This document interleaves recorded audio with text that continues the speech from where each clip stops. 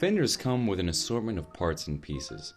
For Velo Orange and Honjo fenders, the following parts are common: fender stays, a crimp-on bracket for the rear fender, and an L bracket for the front fender.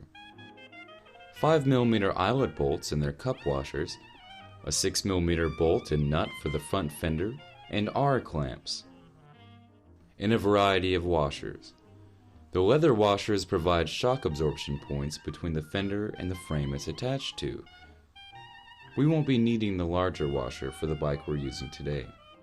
First, begin by loosely bending the crimp-on bracket into a D shape.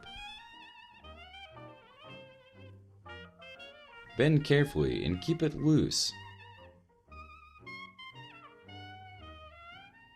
The less folding the better, so the metal holds its strength. Then, slide the rear fender into the bracket's grasp, lightly bending it closed. Leave enough wiggle room for it to slide around without scratching the fender.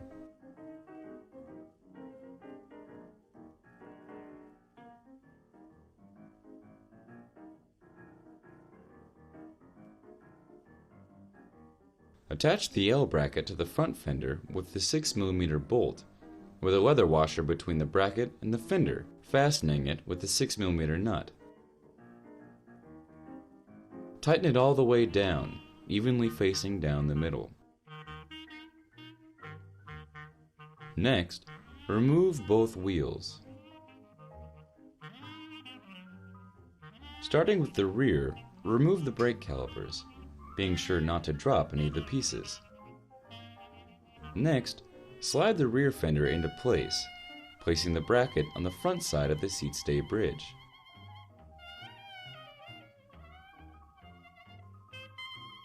Keeping the bracket up as high as possible, reattach the brake calipers. Secure the front of the fender to the chainstay bridge using a 5mm bolt with a leather washer between the frame and fender.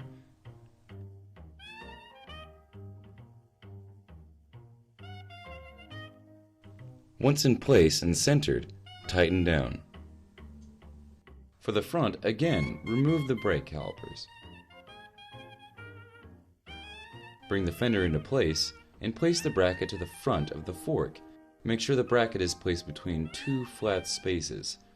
If applicable, place the curved washer behind the bracket, like so. Hold the fender as high up as possible, reattach, and tighten the nut holding the brake calipers in place. Some brake adjustment may be needed after installing the fenders. Once the fenders are in place, assemble the eyelet bolts. Start with the bolt, add the cup washer, then finish with a leather washer.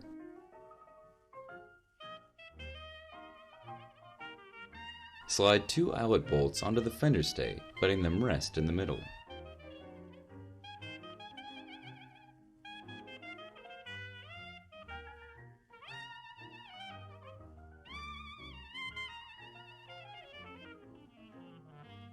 Then, gingerly align them into the fender holes one at a time. This may take a few tries, and some flexing may be needed to get things centered. With the stays centered evenly, attach the nuts and the washers on the inside. Once both are attached, tighten them down. Next, lightly grease the inside of the frame's eyelets and attach the stays via R clamps. The bike we're using came with eyelet bolts, but if yours doesn't, 4mm bolts from any hardware store should work. With everything in place, fold the rear bracket's arms in to make room for the tire. Depending on the size of your tire, a close bend may be needed. At this point, the wheels are reattached, centered, and the axle nuts are tightened. With the stays relatively loose, make sure the fenders run along the tires evenly. Then, tighten the R-clamp bolts. Using heavy bolt cutters or a hacksaw, trim and file the ends of the stays, being careful not to scratch the paint in the process. Run through and make sure everything's properly tight. Then, rev up the wheels, checking for any rubbing. common rub points are at where the stays meet the fender and the bridge brackets.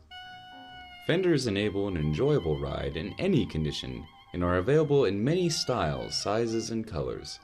Installation and fabrication are available at our shop in Ballard.